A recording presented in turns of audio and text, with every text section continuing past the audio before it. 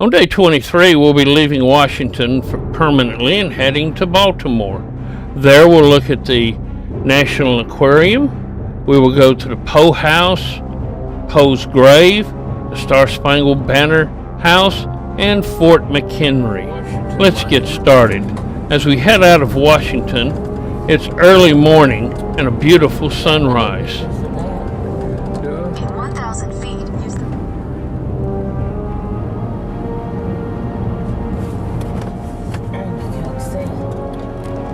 Soon we arrive in Baltimore and are ready to start looking at some of the sights.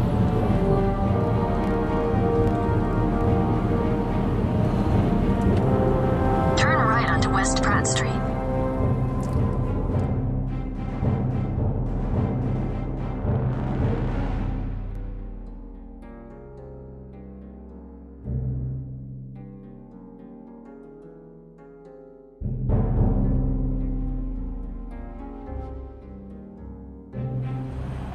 First we'll go to Baltimore Harbor and look around there. We'll be spending most of the morning here, and particularly we'll be looking at the National Aquarium.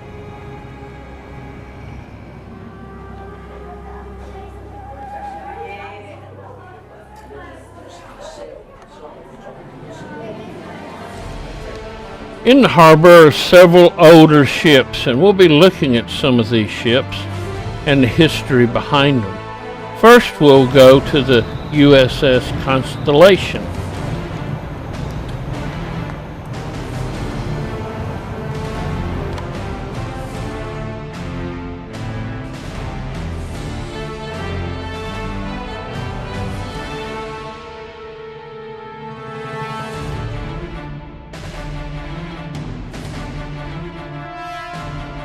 Next, we'll go over and look at the Coast Guard ship Taney.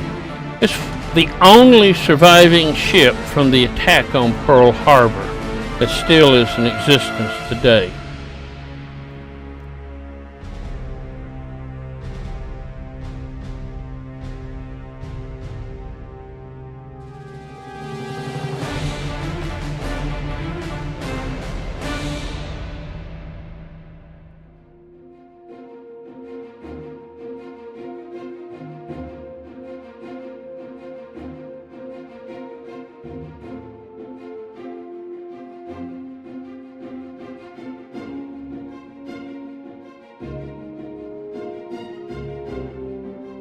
Next on our list is the lighthouse ship Chesapeake.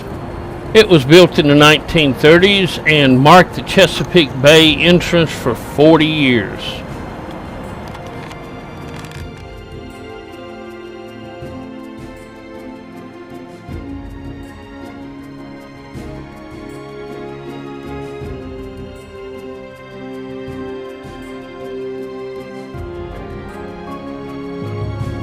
Next, we'll look at the submarine Torsk.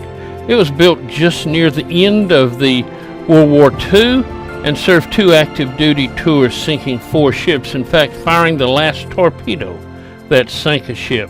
It was then used for 24 years as a training submarine before now being made into a museum. Let's look around.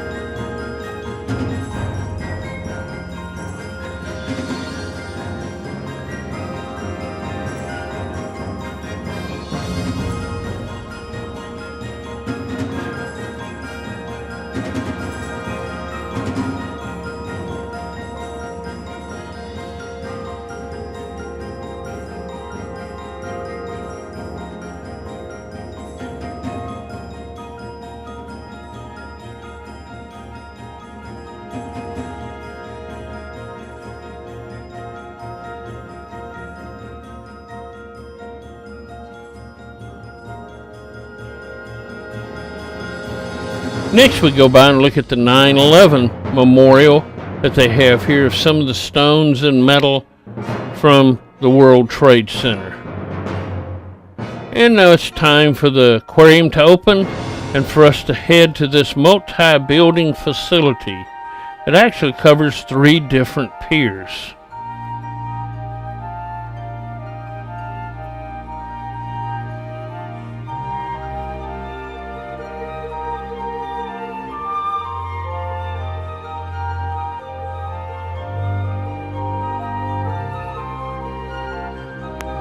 First, we'll be going to the Glass Pavilion and looking there, mainly Australian things.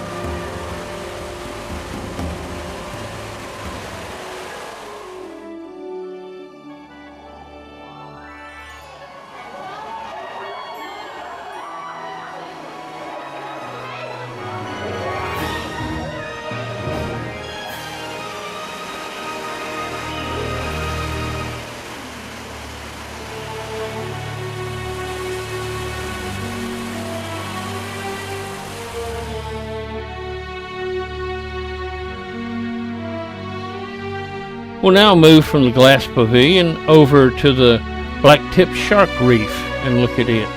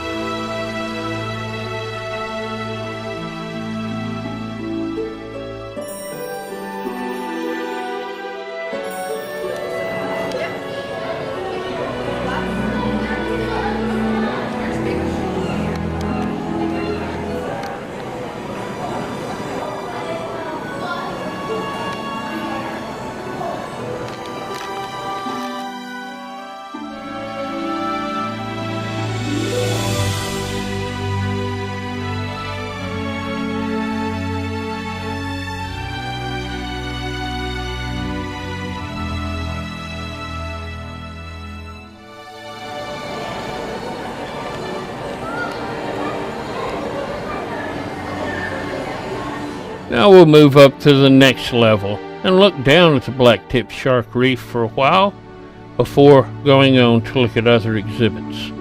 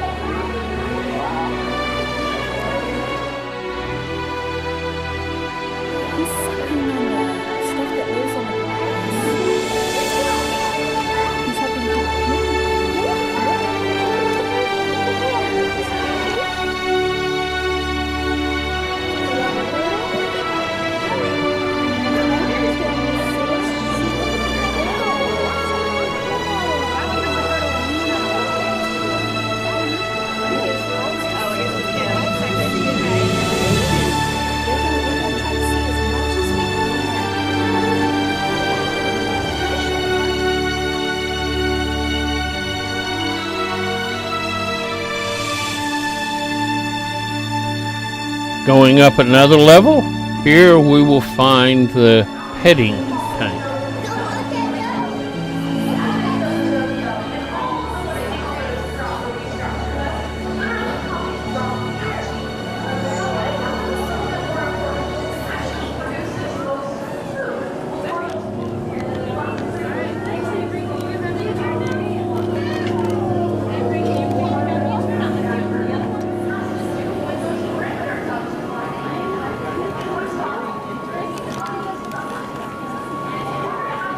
The little skate is really insistent. It loves to be rubbed.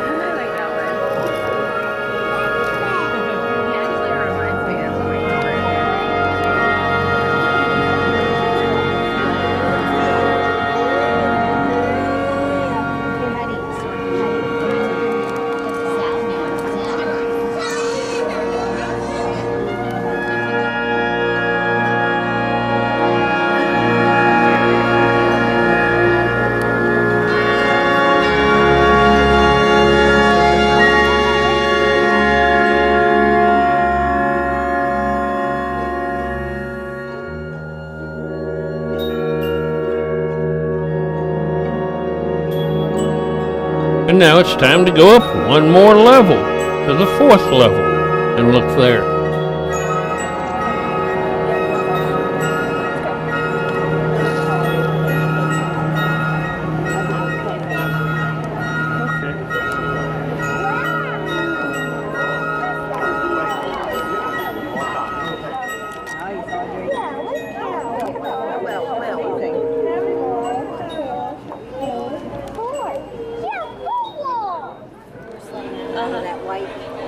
The sea anemone.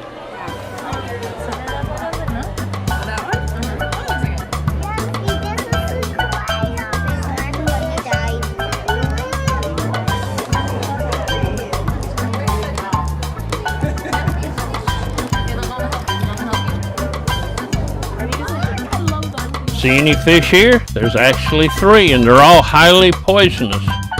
stonefish, a toadfish, and a scorpionfish.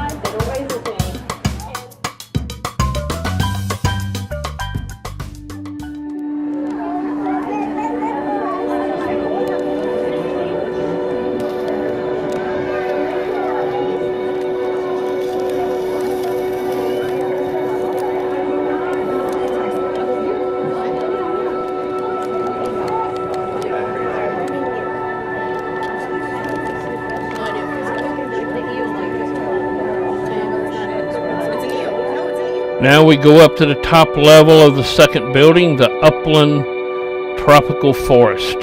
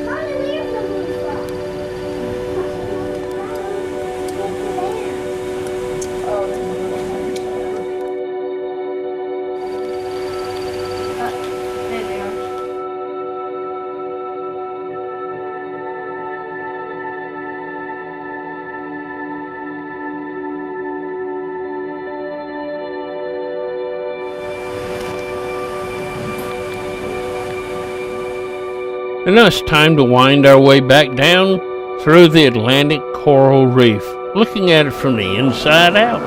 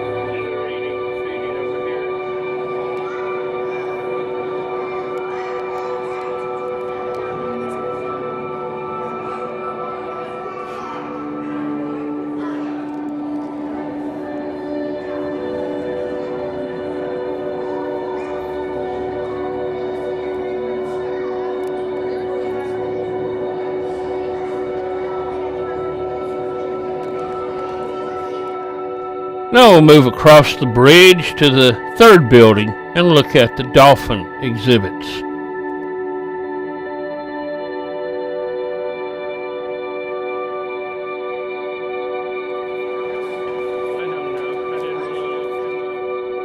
Downstairs, we'll find the jellyfish exhibit.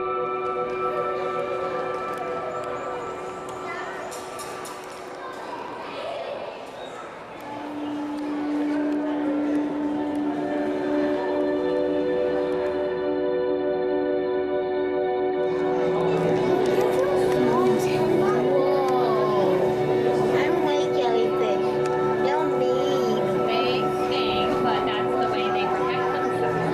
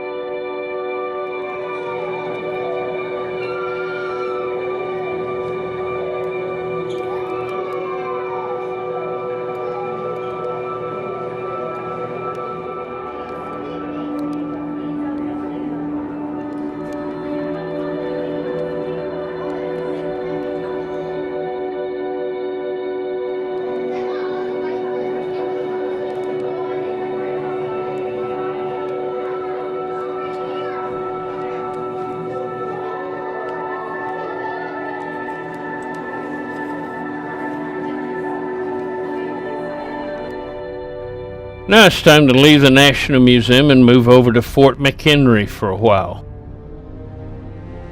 Fort McHenry is one of those turning points in the War of 1812. 2 weeks earlier, the British had sacked and burned Washington, D.C. to the ground. Now on September the 11th, they sail into the bay to do the same to Baltimore. The next day, they land troops in order to attack from the east. But at the Battle of North Point, their commander is shot by a sniper, and this will prove very telling. The next day at dawn, about 6 o'clock in the morning, the bombardment of the fort starts. This is a star-shaped fort and state-of-the-art for its time, but it is going to be attacked by the strength of the British Navy. Almost all of their bombardment ships are here, and they will be firing 200-pound shells into the fort, thousands of them. They sit just outside the range of the fortress's cannons, but are able to pound it mercilessly. But the Americans do fire back. While the Navy is pounding the fort, the land troops are moving towards Baltimore and run into the Americans at Hampton Hills. The inexperienced replacement commander refuses to attack because of the strong defense.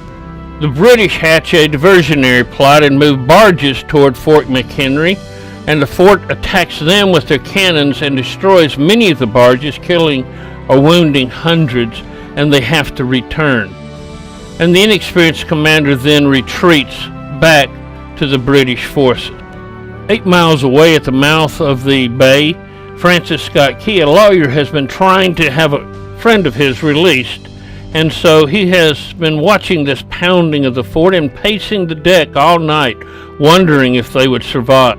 The guns go silent at 7:30 and he's afraid the fort has fallen, but he can't see what flag flies through the dense smoke. In the meantime, Major Armistead, who commands the fort, is raising his new flag, 15 stripes and 15 stars, 32 feet by 40 feet, the largest flag in the United States at that time.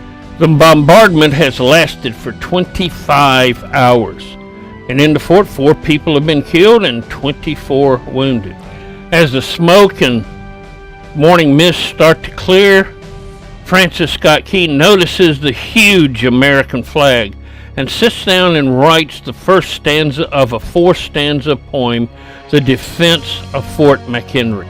It's passed out in handbills around and eventually set to music, Anacreon in Heaven, a drinking song of the time period. It'll eventually be changed to name to the Star-Spangled Banner, and it will be adopted by the Congress as our national anthem in 1931. The original flag is in the Smithsonian Museum of American History, and we saw it a few days ago. Now let's listen to the entire 4 stanzas of our national anthem. Oh, say, can you see by the dawn's early light what so proudly we hailed at the twilight's last gleaming, whose broad stripes and bright stars through the perilous fight o'er the ramparts we watched were so gallantly streaming, and the rocket's red glare, the bombs bursting in air, gave proof through the night that our flag was still there. Oh, say, does that star-spangled banner yet wave o'er the land of the free and the home of the brave? On the shore dimly seen through the mists of the deep, where the foe's haughty host in dread silence reposes, what is that which the breeze o'er the towering steep, as it fitfully blows, half conceals, half discloses? Now it catches the gleam of the morning's first beam, in full glory reflected, now shines on the stream. 'Tis the Star-Spangled Banner, oh, long may it wave o'er the land of the free and the home of the brave. And where is that band who so vauntingly swore that the havoc of war and the battle's confusion, a home and a country should leave us no more? Their blood has washed out their foul footsteps' pollution. No refuge could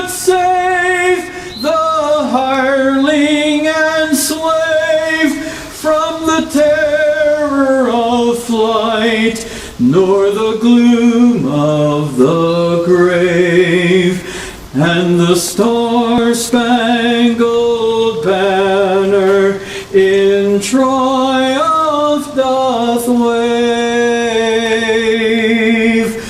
o'er the land of the free and the home of the brave. Oh, thus be it ever, when free men shall stand between their loved homes and the war's desolation, blessed with victory and peace, may the heaven-rescued land praise the power that hath made and preserved us a nation. Then conquer we must, when our cause it is just, and this be our motto: in God is our trust. And the star-spangled banner in triumph shall wave o'er the land of the free and the home of the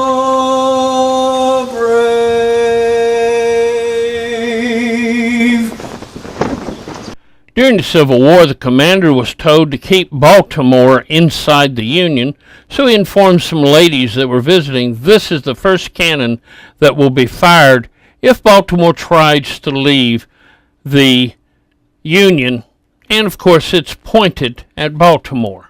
And now it's time for the firing of the 18-pound naval gun. Good afternoon, ladies and gentlemen. I'd like to welcome you to Fort McHenry. This is the Fort McHenry Guard, made up of volunteers who donate their time here every weekend to fire the cannons and motorboats as they come up the river. Fire. Now we're using about 2 pounds of black powder and about 2.5 pounds of poly-packed T-moss and aluminum foil. That's for the safety. At your pleasure, Mr. Pesh. Works peace.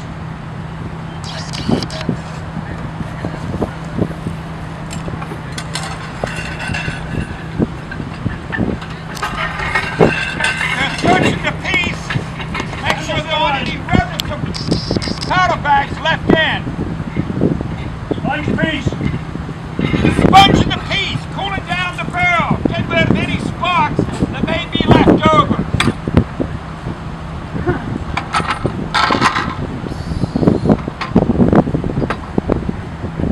He's got his thumb over the vent over to create that suction. Handle rammer. The rammer's brought up. The charge is in this carrying charge box. Take out the charge, make sure he puts in the right end.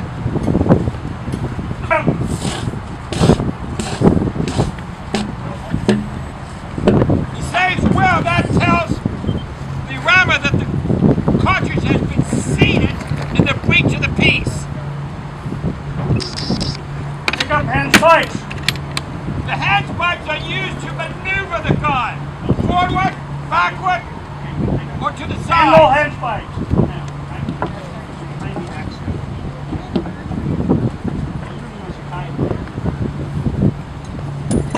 New battery! Just one heave at a time.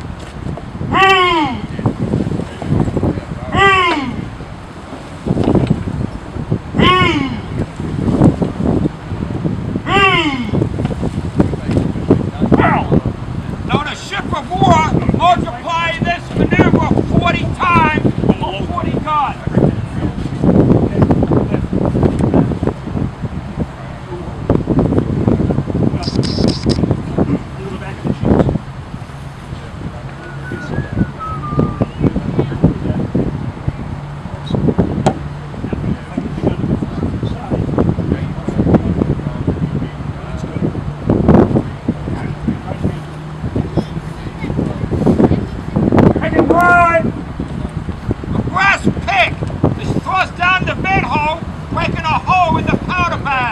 exposed to gunpowder.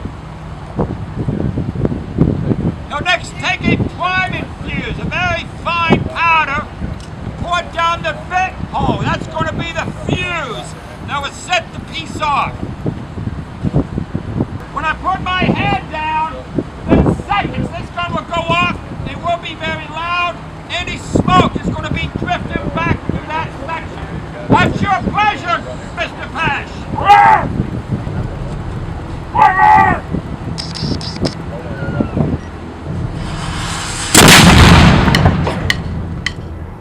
This is the only place in the country where a 15-stripe, 15-star flag flies on a regular basis. Also, any new flags for the United States must fly here first. For instance, when Alaska and Hawaii joined and they added stars to the flag, that flag flew here before it flew anywhere else in the nation. They erected a statue called Orpheus here to remember the Star-Spangled Banner being written here. And they also erected a statue in remembrance of Major Armistead, who commanded the garrison those days.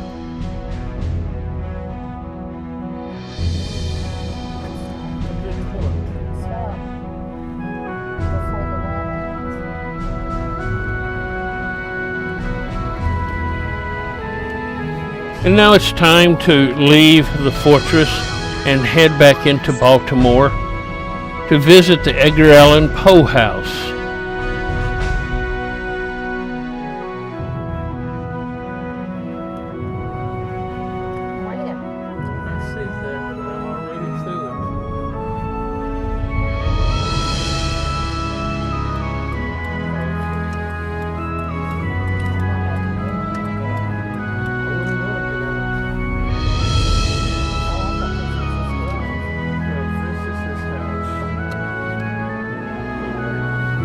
Your destination is on the left. One of these houses, row houses here. The Edgar Allan Poe House is going to be the last one of these row houses that we will come to.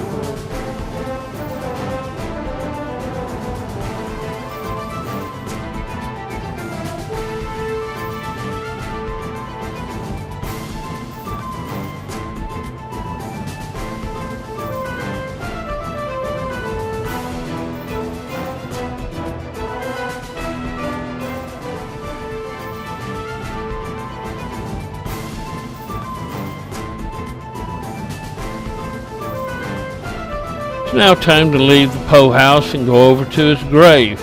Along the way, we'll see several colorful row houses.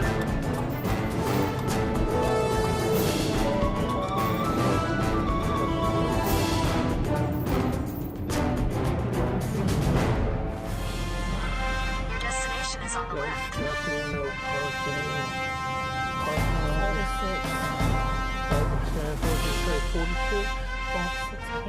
Edgar Allan Poe's grave is the white stone there just inside the graveyard. His original grave was located in the back of the church, and this is it until 1875. And then in 1875 it was moved to the front of the cemetery so people could see it better.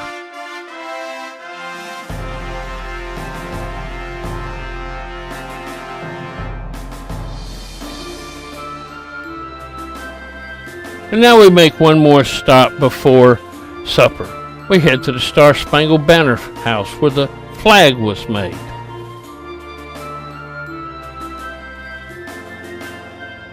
This is the house where Mary Pickersgill lived and where she and her 3 seamstresses worked to make the flag. In fact, it was so big they had to move across the street to a factory to have a big enough room to spread it out in.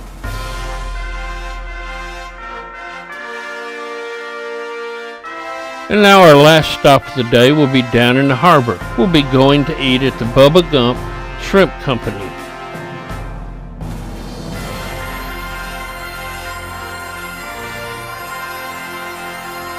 The menus are written on ping pong paddles. And you got the sign that says "Run, Forrest, Run," so the waitress can go by, or "Stop, Forrest, Stop," which means you need the waitress to come and see what you need. And this brings us to the end of day 23.